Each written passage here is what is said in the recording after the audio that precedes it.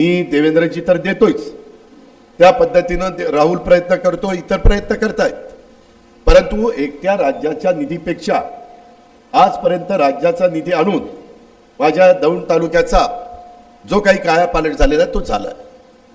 मागाशी प्रेमसुख कटारे आपण म्हणले दादा बारामती कशी केली तसं आम्हाला दौंड करून द्या, जरूर करून देऊ, त्यामध्ये निधीची काही कमतरता भासू देणार नाही, कारण माझ्या हातामध्ये 6-6.5 लाख कोटीचा निधी आहे। फक्त एवढंच म्हणणं आहे की दिलेला निधी सत्कारणी लागावा, त्याच्यामध्ये क्वालिटीचं काम व्हावं।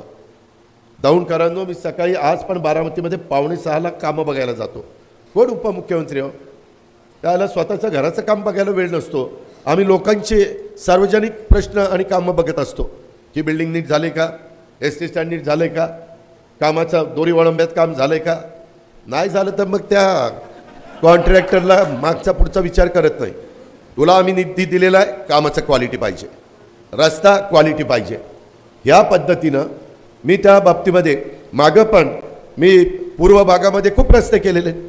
रावणगावची खिंड त्याच्यामध्ये खाली नेली नाही, तिथं ट्रॅक्टर चढत नव्हते, आता सुसाट ट्रॅक्टरवर चढतोय, तरी रावणगाववाले असे तसे करतायत।